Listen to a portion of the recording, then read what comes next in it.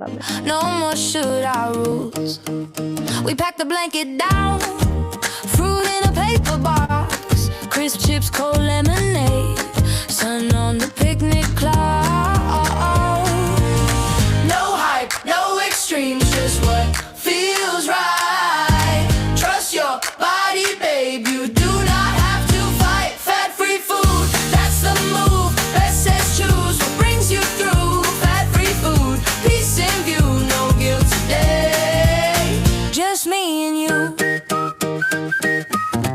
We laugh with sticky hands, napkins in the grass. Someone takes a second scoop and no one has to ask. Goals in our back pocket, dreams with room to grow. Strong enough for real life, that's the only road I know. No hype, no extremes, just what feels right. Trust your body, babe, you do not have to fight. Fat-free food, that's the move. Best says choose what brings you through. Fat-free food, peace in view, no guilt today. Just me and you. Truth over trend, slow joy wins. Build it up steady, let the good life in. Fat-free food, that's the move. Best says choose what brings you through. It is Friday. It is It is July 3rd. the start of the unofficial holiday. I know Disney Plus is doing like a whole thing. They started at 5 o'clock this morning, and I thought I was going to turn it on right away, and I still have not turned it on. My TV is still off. But Hey, if you're Hallmark or GAC, it is Christmas in July. really? Yes. Oh, I love that. It's Now we can well, wish we in were the in spirit cooler weather. in the spirit of the holiday, today we're going to do all about barbecue safety and basically not just barbecuing and grilling, but just all of the sides as well, and thinking about that food safety component, and then talking about if you can really eat that charred meat or if it's going to give you cancer. I love that night, as you bring that up, it's, the potato salad or how to cool the food properly, not leave it Yes. out on your counter all day. Yep. How to bring it to the party, right? Like if you're traveling really far, like that time in the car counts as time outside of the fridge unless you're packing it. And it's the biggest concern is truly it's food poisoning, right? We think of food poisoning as like contamination and like things that have like I don't know why this is what I think of, but like contaminated onions I know was a food recall that happened during COVID. So and we think of food poisoning from that aspect, or like, oh, I went to a restaurant and they did something wrong, so now I have food poisoning. But it can happen at home I always if think you're, of mayo. yeah, that'll do it. um, but it can come from any of those foods that are left out for too long, or handled improperly on preparation. And it's just something that we don't to think about. It's not like everybody's trained in food safety. Um, and the CDC tries to put out like guidance around healthy summer eating, and healthy in terms of not like, oh, what food to choose, but in terms of like not getting foodborne illnesses, right? The definition of healthy is a little bit different there. They're just looking at like, how can we make sure that you're not going to get sick from what you're doing? There's actually the CDC estimates that about 48 million people in the United States get a foodborne illness every year. So it's about 1 in 6 people. And a lot of times people recover and don't need extra help. They just need some extra water, maybe a Gatorade, and that's it. But there are certain people that are more susceptible to foodborne illness, or I guess not more susceptible to the actual illness, but more susceptible to it causing like a bigger problem, right? So just like with your flu guidelines, it's going to be the very young and the very old, and then also what's called the immunocompromised. So people that for some reason their immune system doesn't work the way it's supposed to, either because they're like going through cancer treatment or on certain types of medications that their immune system doesn't work the way that it's supposed to. So they have the same risk of getting the foodborne illness, but the severity, so how bad it is for them and how dangerous it is increased. That was interesting. Like one of the myths that came up when I was doing the research for this was, I guess there's a myth that if you have a strong immune system, you're never going to get a foodborne illness. Really? And I was like, yeah, I was like, that's not the way that works. You'll recover better, but you're still getting it. It's not something you can build up an immunity to, right? And I don't know if maybe that's where the idea comes from, is that like, oh, okay, well, maybe I built up an immunity to it or something, and that's not the way it works. It's a little bug, and it'll always be there. Not always. So it can be like a bacteria or a virus, but you can also have spores. So think of like mold that can cause. And that's what was cause you to coming to get my sick mind too. when you were talking about that, as I was thinking, Yeah. God, this must have been some college kid thinking this and started this rumor, with all the day old pizza still sitting out on the table. Yeah, it's fine. I've got a strong stomach. It doesn't matter how strong your stomach is. It's still been out and it's growing something. Even if you can't see it, stuff has started to grow on it. That's like when I think about like mold and the way that it spreads on food, it's not enough. Like if the berry container, right? If one of them is moldy, one of the berries, truly you cannot just like pick around it and just not use the moldy one, because it's already spread, right? Not just to the ones it's touching, but probably to the ones that are touching the ones that it's touching. So it's not safe anymore. What I actually usually do, and this is not in the notes for today, but just thinking of like berries, when I get berries, I usually wash them in like I sit them in a sink of really cold water with a splash of vinegar to kill anything that's on it. And it's not like it makes them taste like vinegar, and then they last way longer in the fridge. Hi, Linda. Hello, sorry I'm late. That is okay. We're doing like picnic food safety type stuff today. Wonderful. Apropos. Yeah. I try to do it every summer. Yes. Okay. So question for you, myth Sure. or truth? One of the only foods that with mold on it that you can actually still eat is cheese. Yeah. You could just cut off the bad part and the rest of the cheese is still good. Is it certain kinds of cheese or is it all cheese? Well, if you call it blue cheese, that's 100%. Well, I know I love blue cheese. I think it depends. Yeah, it depends on the type of cheese. So yeah, so if it's a hard or semi-hard cheese, then that's fine, and you can cut it off. Which still, it's technically you can. Am I ever going to recommend that? No. But I think I might just be very overly cautious. And then your soft cheeses, so like cream cheese, like feta cheese, or any kind of cottage cheese. Yeah. If there's mold on that, it is already spread too far. Yes. I was gonna say, don't tell me I can just scoop it out, because that's just, I see it, I throw it. If it's furry and it grows and looks like something in a horror movie, it goes bye-bye. And that's and like this does have sliced cheeses in there, saying that if you have mold on a sliced cheese, that you should just throw it away. And a lot of that has to do with how much has the cheese been manipulated since it was aged, right?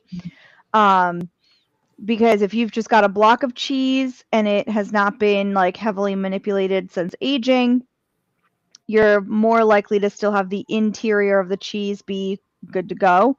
But on a slice, if there's mold on it, there's not much left. Right. Like you can't really skim off enough of it to remove the true problem. And isn't the mold like in a Roquefort or a blue cheese kind of built in, whereas the other is from exposure? Or am I saying it wrong? No, you're.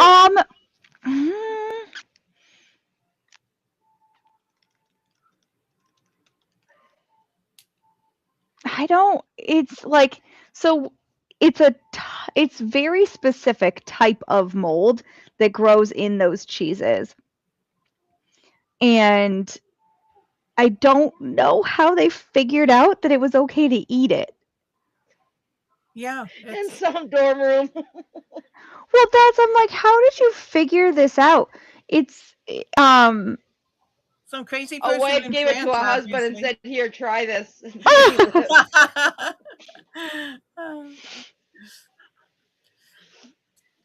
You know, it goes back to the theory of if it's something good, we don't share. If it's something bad, we automatically share. We're like, here, taste this. It's terrible. And it's done in a very controlled environment, the way that something like the thing with a Roquefort or a blue cheese. Yeah. It's whereas if you have a piece of cheddar, block of cheddar, Kraft cheddar sitting in your refrigerator. Yeah. Blue, I wouldn't, you know. All right. According to Wikipedia, the history of blue cheese. Okay. It's believed to have been discovered by accident when cheeses were stored in caves with naturally controlled temperature and moisture levels, which happened to be favorable environments for varieties of harmless mold. So, according to AI, good mold and bad mold is all trial and error, early food preservation, followed by centuries of microscopic observation.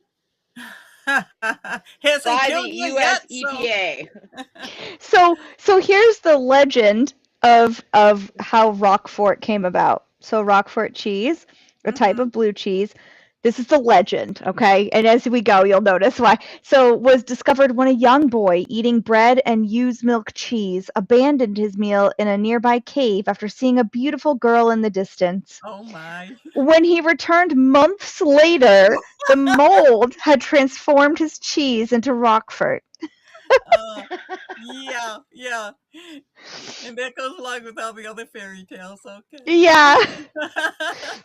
Hey, at least nobody died. Well, that's the thing is it's like it sounds like they were aging the cheeses in these caves. They got moldy and they realized they could still eat it with the mold. And here we are. But this was something that was figured in like 800 BC from what they can figure. Because there's a difference. I mean, you know, that cheese, you know, like, you know, blue cheese has that wonderful tang. But a moldy cheddar, you know, it just doesn't appeal. So there was one time it wasn't moldy, but I ate a very expired mozzarella cheese stick once. I didn't realize it was expired and it tasted a little off when I was eating it, but of course I finished the entire stick anyway. I was like, oh, maybe it's me, which is not ever the case. It's never me. And it was like, I don't know how to describe the taste, but it was not like the nice tang that you get from like a blue cheese. It just tasted like off. I don't know. Yeah. Like sour. Not like milk before it goes bad. It's kind of that. Yeah. I wasn't like, oh, this adds to the palate of the cheese, you know? But it But you do have to be careful with, you know, as I mentioned before, when going through chemo, I could not have blue cheese. Correct. It's one of and raw honey and different things. Yeah. So there's some things that sometimes people might be a little too, not suspicious. Casual? But no, just it might harm somebody that somebody else, you know, wouldn't bother at all. So Yeah, so that's what it was right before you got on. I was talking about people that are immunocompromised and how like those people need to be extra careful. right. And same thing, and actually I think this is in the notes for today. One of the other things that I feel like people don't think about this time of year is that when you're slicing up melon or really any fruit, so think about even doing like apple slices, pear slices, you want to wipe down the outside of the Yes. melon or fruit first. Yes. Um, Yes. Because that knife is cutting it all the way yeah. through, and so you're dragging If you've contaminants got all the way through. some dirt or whatever on the outside and you slice through, yep, like you said, Linda, you just drag it straight through Mhm. and put it all over the inside of the fruit. Yes. Okay, we need to get into a little bit of detail on how to wash your Okay. food. Because if you watch some of these videos, people think it means to wash, and this includes chicken. Soap. So Oh. with something like melon or fruits and vegetables, you do want to do like a very little bit of diluted soap and water over the outside. Or like how I was talking about, I wash my berries in like water with a splash of vinegar in it to help kill anything that might be on them. Mm-hmm. Um And then but you like just put them on paper towel to dry. That's yep. That's what I was gonna say. That's what I do. But you can also like I said, very diluted soap, because you can also swing the other way and leave a soap residue on it, and then that can it's not a foodborne illness, but it can really upset your stomach if you're like eating soap. So you can do like I said, the vinegar wash, or just wipe it down with a wet cloth. But especially for somebody with like an immunocompromised situation, I do suggest like a diluted soap. Or And the in the vinegar. produce aisle, they do sell sprays and disinfectant What is stuff. in those? I've never looked. I don't know. I saw a commercial for, well, it was on one of those ads on YouTube when I was looking up something else, and they had dipped broccoli in just water in one, and this whatever they were trying to sell in the other, and I mean the color difference, you know, I don't know if it was enhanced because it was so different. So, um, but yeah, I mean, I can see the, obviously see the need for washing your vegetables. Oh, this is saying that it's just white vinegar and lemon juice and water in Oh, those okay. washes. Yeah, because I Pretty heard you much. could either use vinegar or lemon juice. Yeah. Vinegar would be easier to, um, some white vinegar. Oh yeah. That's what I usually use. Um And you're but then talking about a teaspoon, so it's not like oh, you're, you know, yeah. pouring tons of vinegar in. No. It doesn't leave a flavor on the fruits or vegetables or anything, because Mhm. it's a sink full of water, and then I mean, I'm not measuring out a teaspoon or tablespoon. I'm just doing Yeah. a splash. A splash. Yeah, and it doesn't leave a residue, it doesn't leave a film, right? Like soap can. Um, but then like I don't know if you had this, Linda, but I remember working with like oncology patients and they actually could not have fresh fruits and vegetables, I didn't have even if it they was were washed. just it really was just I didn't have anything on that, just like the Yeah. raw honey, and which I don't use that a lot anyways. And the blue cheese really was the only thing I had to stop that I was actually eating. So That you were eating. Yeah. Um and then washing chicken. I haven't heard that one in so long. Is that still a thing people do? Wash Oh their yes, chicken? yes. Hey, I live a boring life. I need entertainment, and my kids like those stupid videos of animals. What do you mean? What videos of animals? Doing dumb things. Oh, Like watching like the new outbreak on in Florida is the Nile monster, Nile lizard. I don't know, some big what? thing. Oh Oh, yeah. So so watching them climb, stuff. So it's like I don't.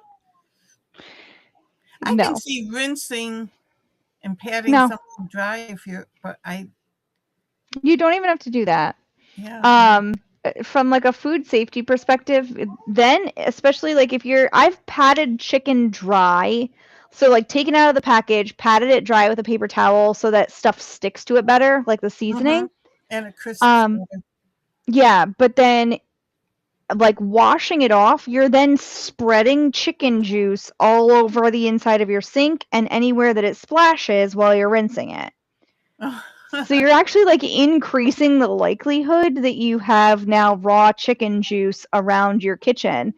And the chicken, as long as the chicken itself or whatever, the meat itself is not spoiled, Yeah, and you're cooking it.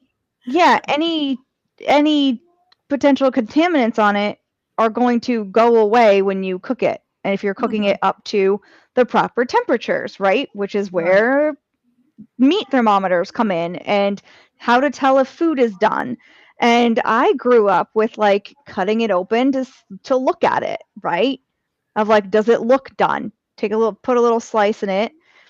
But like it can look done and not, I guess it can look done but not be fully up to temperature, or like, I don't know, it's just not like the most effective method. And then you've got all these little slices in your And so all your juice is gone and it's yeah. dry. Which is why I just have a meat thermometer. It's actually the thermometer that I got in college during my food labs. So it is not digital in the least. It is a like an analog thermometer, and it shows the appropriate temperatures for the different. Does it? Now I don't know. Wait, you guys are on my laptop though, so we can take a little trip to my kitchen. Woohoo! I don't think it says on it. We don't have a. So is your thermometer the one you get when you go through like food safety training and Yeah. I still got mine too. He's carrying it in my pocket everywhere I go. Yeah, it is. I don't think it even says, no, it just has the danger zone marked on it. But it is a very, like, hang on, is it gonna, there. It's like a very generic thermometer. We don't have any people pictures on. There's no video. We just have you're fad free with Beth. Oh, I see the videos down the side. No, mine aren't. So. Oh. Yeah, and it has, what I like is that it has the danger zone on it. So that's the 40 to 140 range is colored red as a nice little reminder that things that are in there for longer than 2 hours. There we are. Oh, here.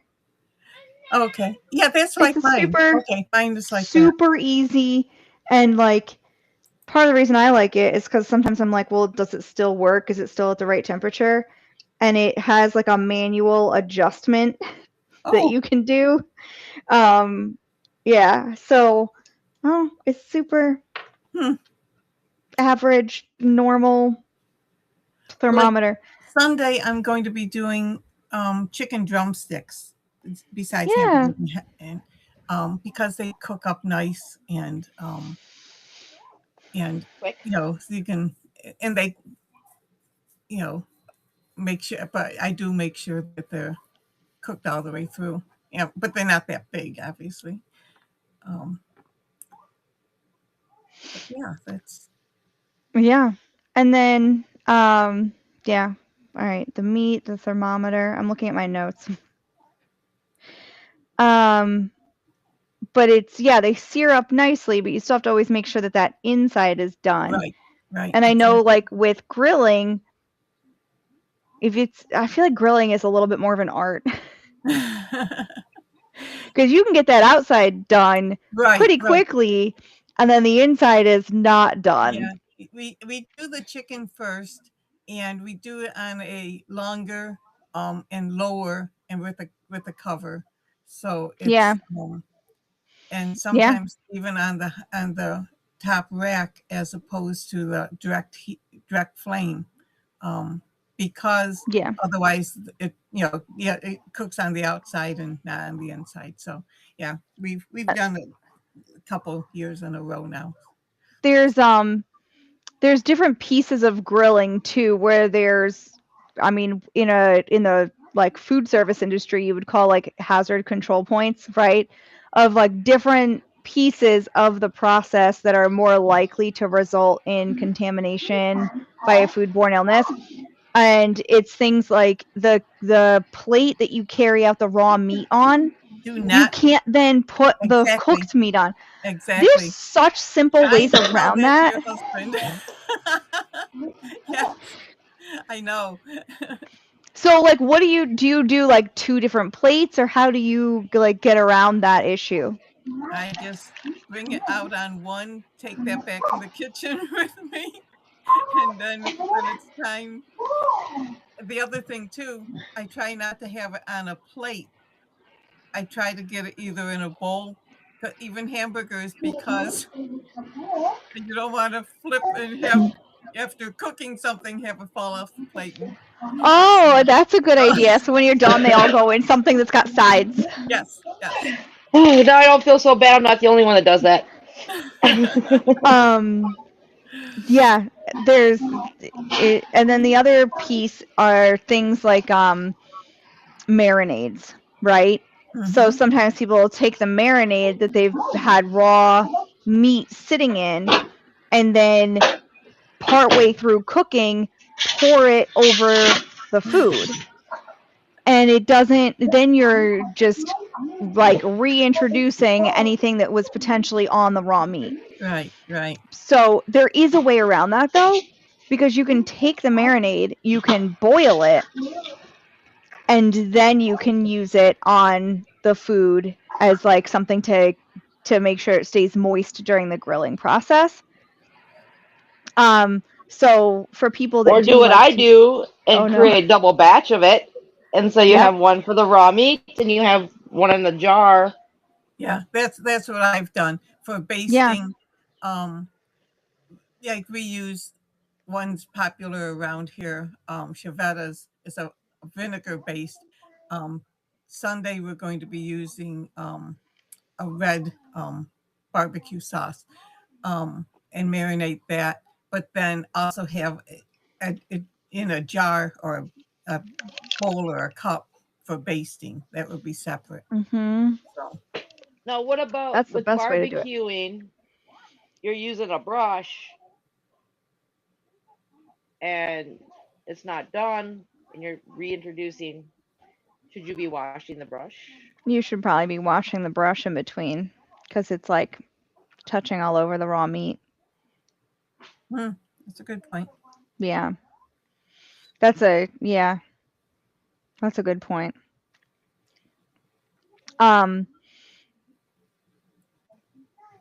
With marinating too. I'm a big fan of marinating it in the fridge overnight or for like hours, right? So a lot of times that flavor is coming from how long it's been in the marinade. But then people will leave the food on the counter marinating. And that counts as like that time in the danger zone. It doesn't matter that it's sitting in marinade. There was some stuff I was reading as I was looking things up of like, oh, well, it's acidic, so it's fine. And I'm like, but that's not how that works. That's one of those myths of like, oh, well, it's sitting in a vinegar-based marinade, so nothing can grow on it, and it's not accurate. Stuff can definitely still grow. It'll just be different stuff. That's all. This goes back to like microbiology class where we would create different environments on the petri dishes, and it's not that nothing grew, it's just that different stuff grew. Yeah. All right, we talked about washing chicken. So the big question is that comes up with this too is always, well, what about those charred foods? And doesn't it cause cancer, right? To have that black part on your food. And it's like, this is one of those things where it causes fear, so it gets nice clicks, so it keeps resurfacing. But I wouldn't go so far to say that burnt food causes cancer, right? The concern is around the compounds that are created when specifically meat is burned. And it can happen not just with grilling, right? It's grilling, pan frying, broiling, and any other kind of like high heat cooking method. And then also when the fat and juices of the meat drip into the flames or onto the hot pan, can create some of those compounds as well. And so from the National Cancer Institute, they say that the two compounds, they're called HCAs and PAHs, have been found to be mutagenic in laboratory experiments. So that means that they can change DNA and increase cancer risk. So not directly cause cancer, right? So that language matters. And then animal studies have shown cancer development at high levels of exposure. So there's concern that maybe it could cause cancer at high levels of exposure, but it's not a direct result. And how high, how much exposure would you have to have seriously? I mean, Yeah. how often do you have burnt food? I don't think I pulled. Depends on how good of a cook you are. I guess. Right, it is, first of all, second, flip the meat more often, third, marinate, I don't have, I don't have a direct, like, oh, you need to have this much exposure, which I love that I could find that for, oh my gosh, what was the episode? It was on the, non-nutritive sweeteners, the aspartame. Where it was like 12 Diet Cokes a day or something ridiculous. And I don't have that same sort of like measurement for the exposure to the HCAs or PAHs, because I don't think it's necessarily been, it hasn't. The human studies aren't great. Well, I think it too, like cancer depends on if you carry the genes that make it so you're more acceptable to different forms of cancer, and family history, and I mean, there's so many. When it comes to humans, there's so many variables.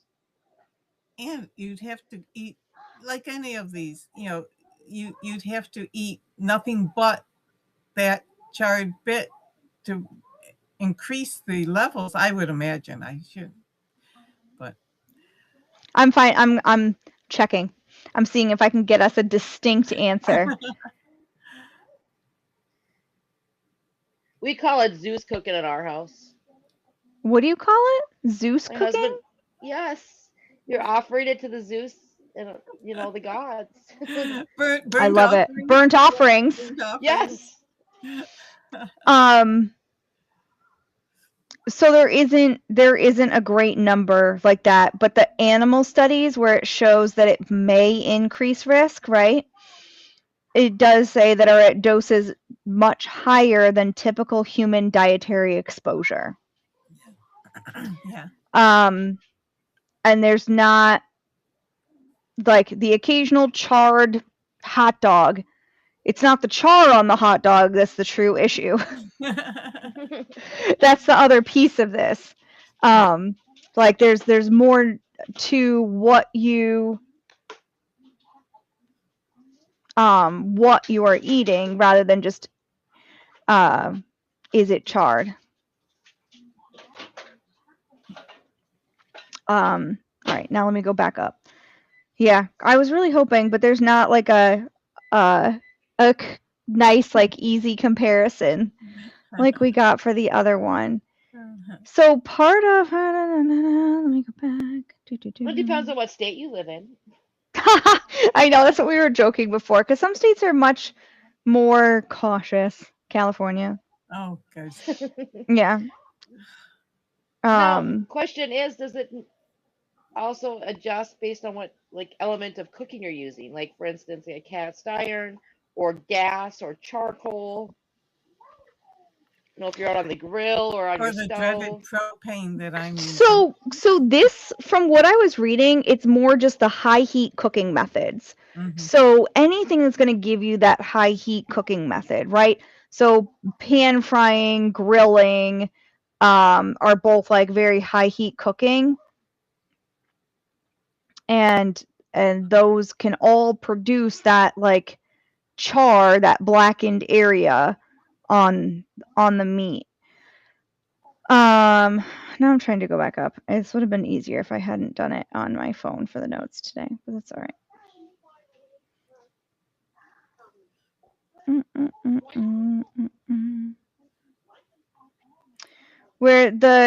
So like I said, hot dogs. So this goes back into our ultra processed food conversation, right? Mhm. Of like thinking about what it is that you're worried about having be charred and having that char be what causes cancer, but you're eating like a high fat, high processed product and red meat in it.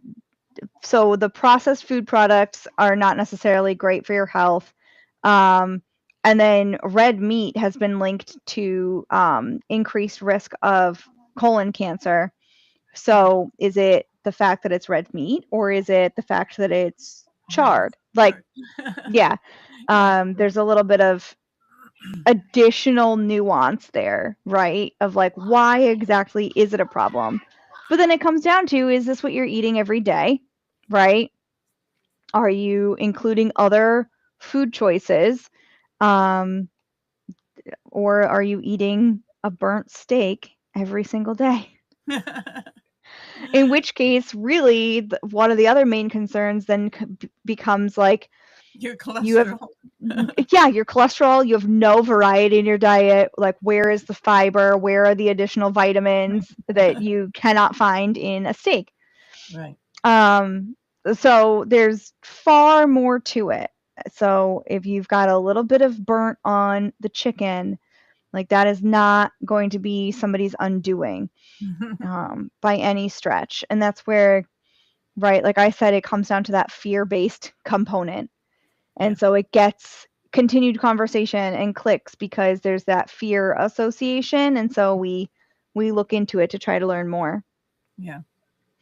And you mentioned the mayonnaise, Mary, and it's it is part of the issue, right? And having those salads, any of our mayonnaise-based salads, or really anything, right? So the pasta salad, the potato salad, Mhm. and it's not just the mayo, it's all of the ingredients in it. It's the vegetables, the eggs that you might put in it. Some people put tuna in their pasta salad. Mhm. And then having it sit out in the heat. And so all of those foods, combined with the temperature and the time spent in that temperature zone, cause that problem. You could have the same problem come up with a non-mayonnaise based salad. Isn't it I think it's German potato salad doesn't have mayonnaise, right? Right. It's a vinegar and Yeah. yeah. It's not suddenly safer because there's no mayo. Mhm. It might still taste better at a warm temperature in a way that a mayonnaise-based salad might not. But Yeah, because I've had it served hot actually. yeah. But if it's being served cold, it should stay cold. That's one of those things where like you can serve it hot and then you want it hot. Or if you're serving it cold, it needs to stay cold. Stay cold. Yeah. And not be in that in-between temperature. Because usually if things are sitting out at a barbecue, they're not sitting at 160 degrees. They're sitting at like 80 70. degrees. Yeah. Yeah.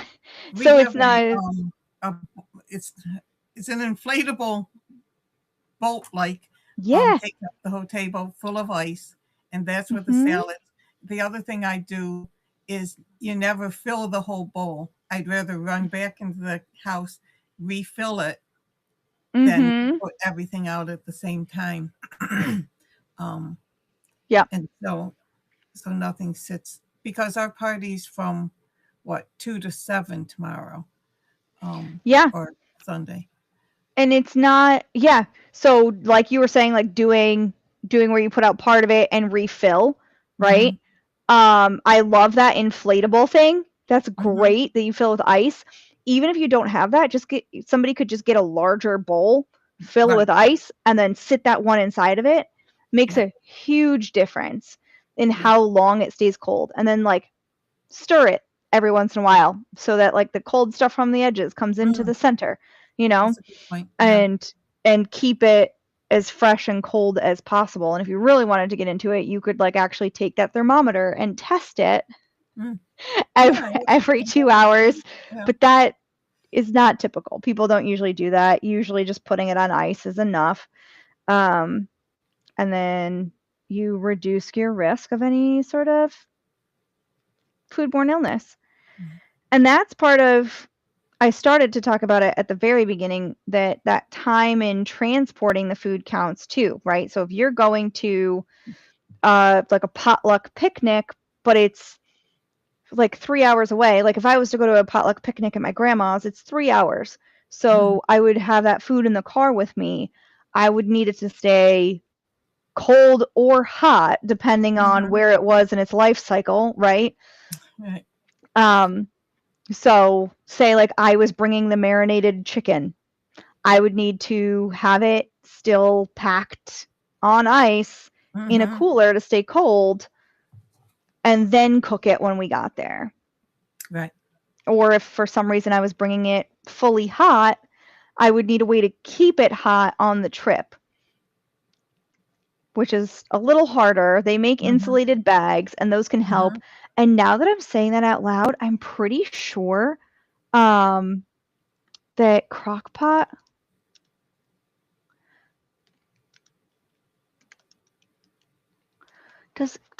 isn't it Crock-Pot makes like somebody makes a car adapter. It's not searching. I don't know why.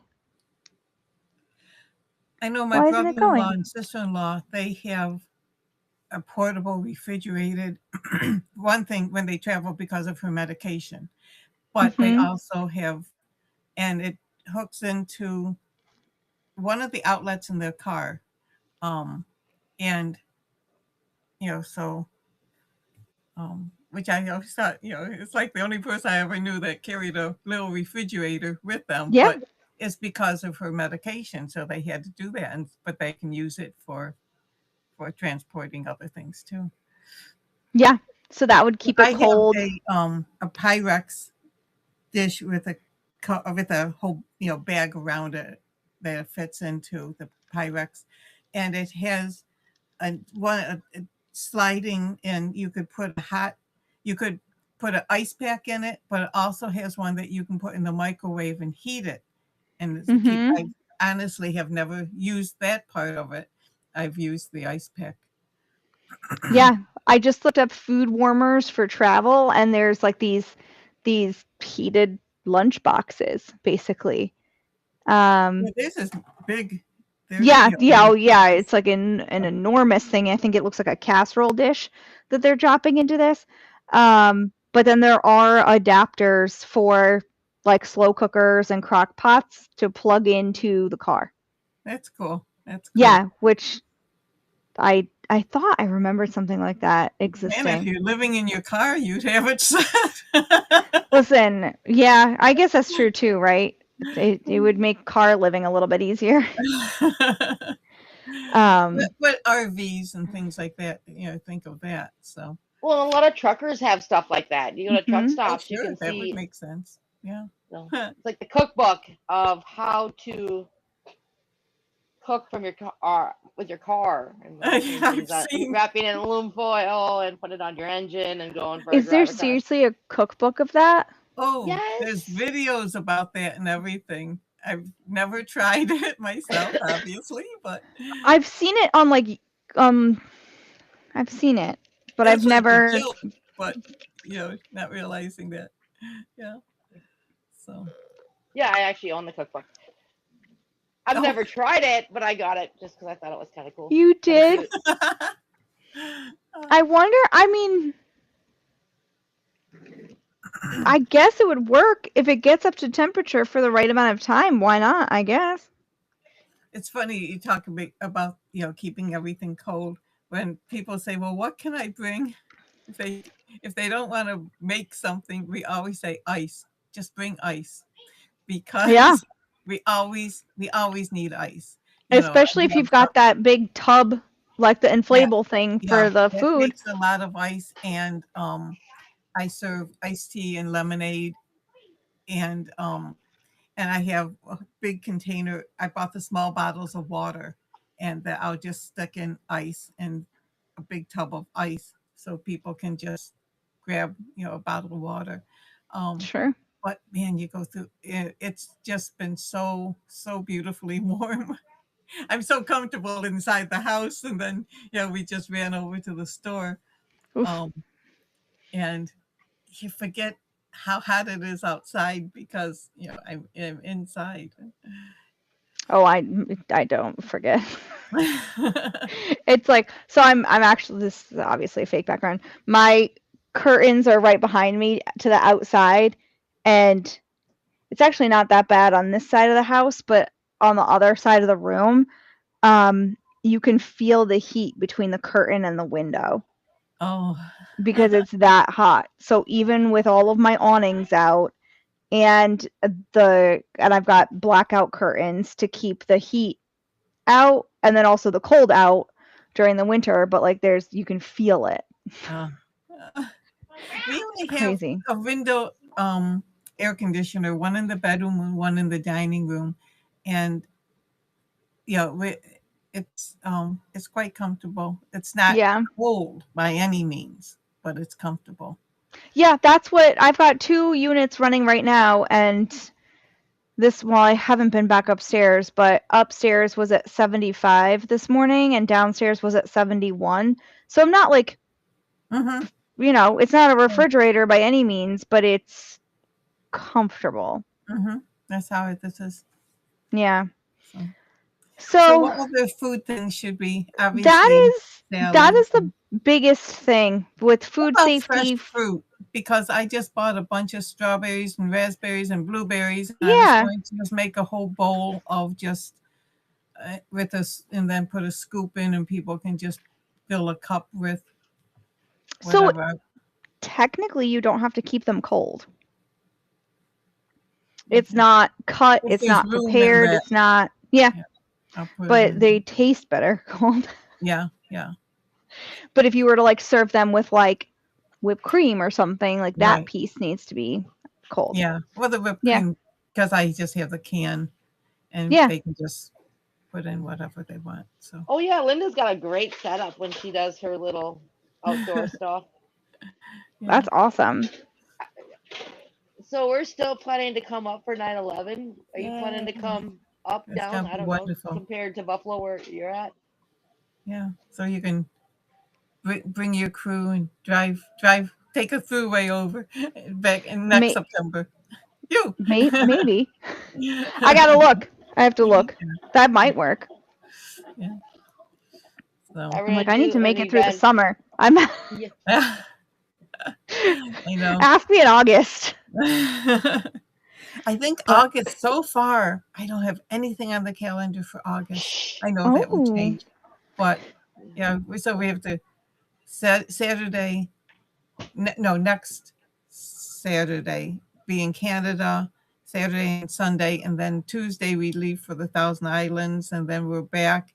And it's like I enjoy it. I'm not complaining, but that's great. There's more places to go than days to do them. So, But When you go to Canada, because I haven't been there, uh-huh. can you buy like candy and bring it back? 'Cause I don't Oh know what's yeah, restricted. yeah. Okay. I have a couple of things I want you to pick up for me that the kids love that you can't buy in the US because the choking hazard for Toffee little crisp. kids. No, it's Kinders or something like Oh, that. Kinders. Yeah, it's funny because we have Kinders here. The But eggs, they're They're different different. toys in they're them. different. Okay. Hmm. Yeah, Yeah, I'll there's different look toys. up some. I'll look up some. Yeah, it's just the peaches that we smuggled across. And that never, we stopped at a farmer's market on the way back from Niagara on the Lake and bought peaches. And it dawned on us as we're waiting in line for the bridge that nobody mentioned peaches. So, Oh well. yeah. But no, there's meats, live plants, and fruits and vegetables. You're not supposed to bring across. Okay. Yeah, I'll look it up. But candy bars, yeah. So yeah, I'll take a look. Yeah, they can't be bought in the US because they are a choking hazard. And your children want Well, them. which is crazy because the Kinder eggs here, they have the little toys in them. It's because of how it's packaged. I thought, isn't it? I have no idea. My son said it was a crock. Yeah, because I mean, I've only bought 2 because I wanted to know what they were. Yeah. And then I didn't even get the toy I wanted. So All right. Well, the whole point of going to a Happy Meal is to get the toy. So yeah. I'm gonna head off a couple minutes early. All righty. Well, thank you. Have a good 4th. Yes. Thanks, Stay you cool. too. Glorious 4th. So Hydrate. Bye. bye-bye.